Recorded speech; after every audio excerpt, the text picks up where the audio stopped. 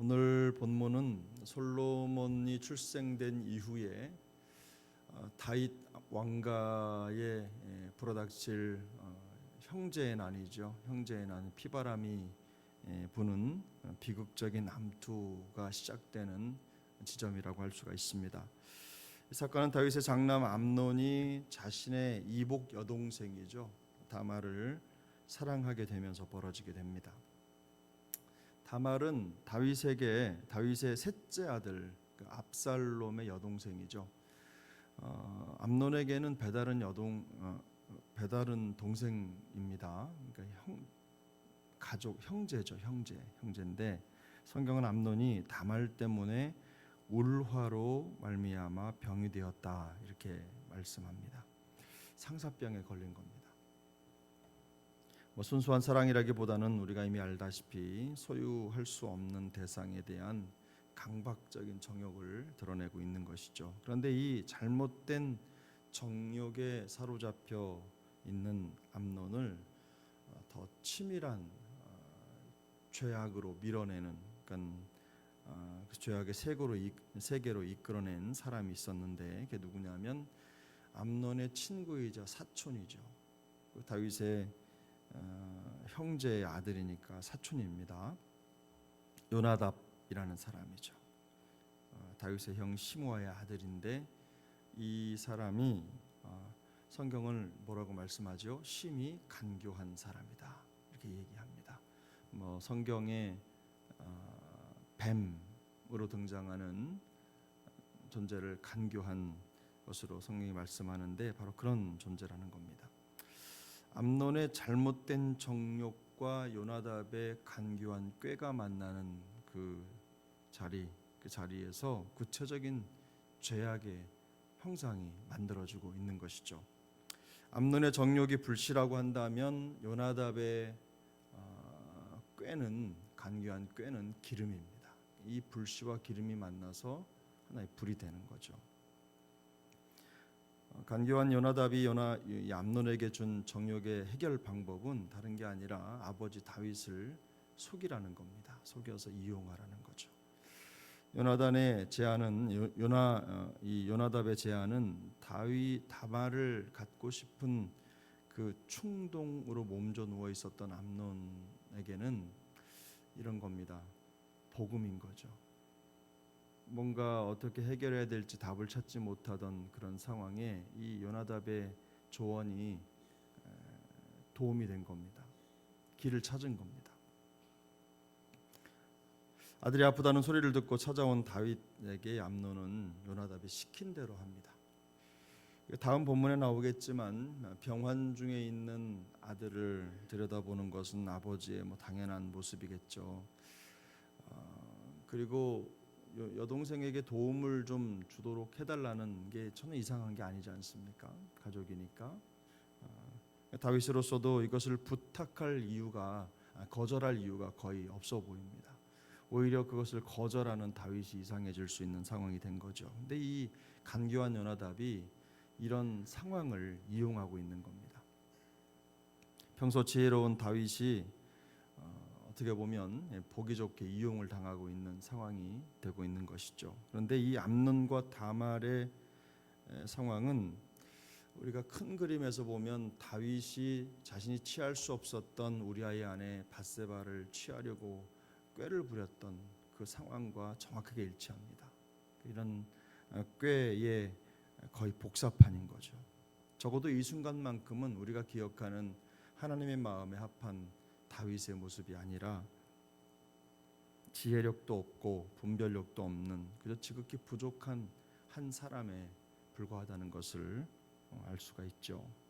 이런 다윗이 그저 자기 혼자만의 부족함으로 끝나는 게 아니라 문제는 뭐냐면 이 다윗이 죄의 먹잇감이 되고 있다는 겁니다. 권위 있는 아버지와 또 한 나라의 왕으로서의 체면이 완전히 구기는 장면이 바로 이 장면입니다. 사실 이 사건은 이후에 일어날 압살롬의 보복을 예견하는 것이고 또 다윗 왕가의 분열을 보여주는 한 장면이라고 할 수가 있는 겁니다. 근데 우리가 여기서 들여다봐야 될 내용은 우리 안에 사람 안에 감춰져 있는 잘못된 생각이 어떻게 구체적인 죄로 죄악으로 드러나느냐 하는 그런 조건이 성립되는 과정을 들여다볼 수 있습니다.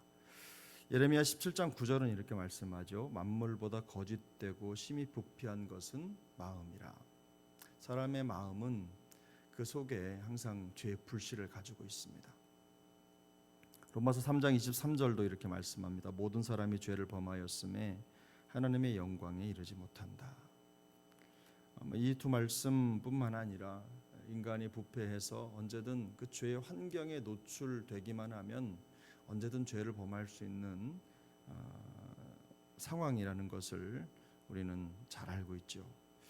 사실 사람은 가만히 놔두면 정직하게 살 수 없는 존재입니다. 깨끗하게 살 수 없는 존재라는 거죠. 원래 부패했기 때문입니다.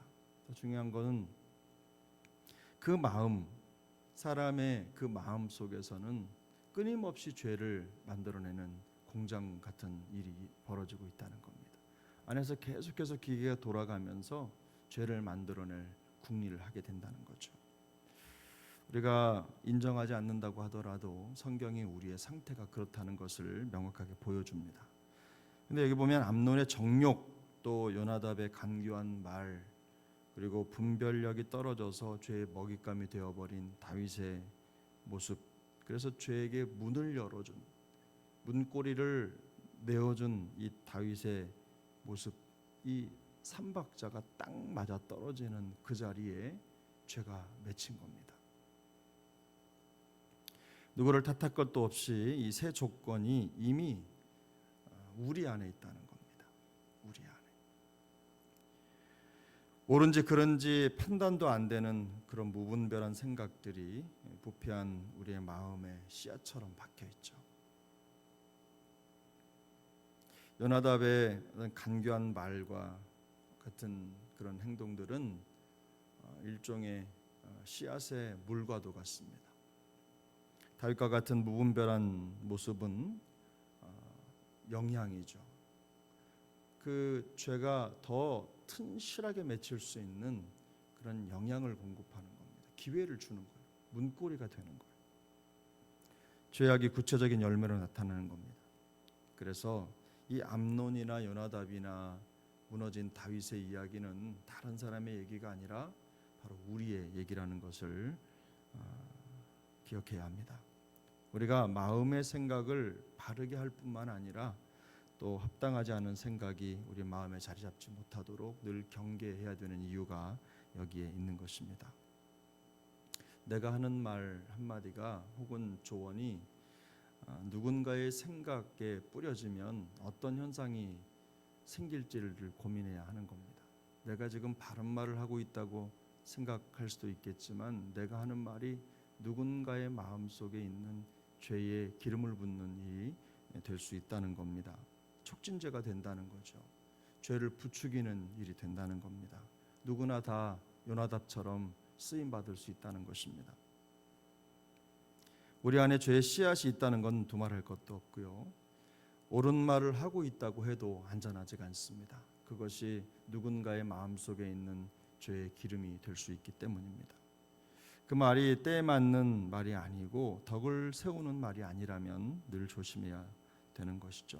죄악의 씨앗에 기름 붓는 일이 될 수 있기 때문입니다.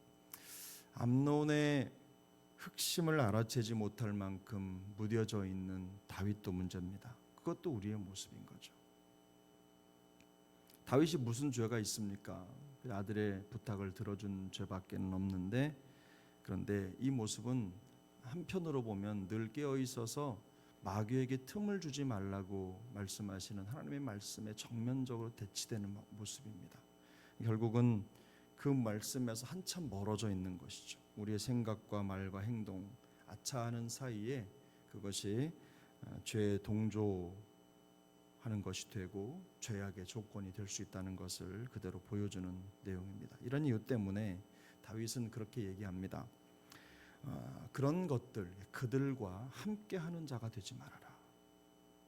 늘 경계하라는 것이죠. 그리고 반대로 이런 일에 도모하고 동조하고 같이 하는 자가 되지 말고 주를 기쁘시게 할 것이 무엇인가를 늘 생각하라고 말씀합니다.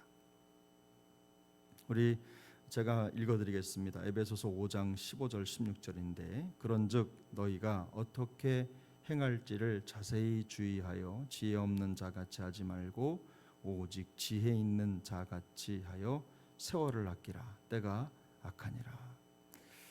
오늘도 이 말씀의 명령을 마음속 깊이 생각할 수 있기를 바랍니다. 이 말씀이 우리에게 주는 그 의정표를 따라서 오늘도 성도의 삶을 살아가고 하나님을 기쁘시게 할 일이 무엇인가를 더 깊이 생각하며 우리의 마음속에 죄악에 기름을 붓는 일이 없도록 물을 주는 일이 없도록 우리의 말과 생각 또 누군가에게도 우리가 내어놓는 조언이 언제든 죄를 키우는 일이 될 수 있다는 것을 생각하면서 조심하고 또 조심하는 더구나 또 죄의 먹잇감이 되는 안타까움이 없도록 우리 스스로를 경계하고 늘 말씀에 깨어있는 우리 세종항 식구들 모두가 될 수 있기를 예수님의 이름으로 축복합니다.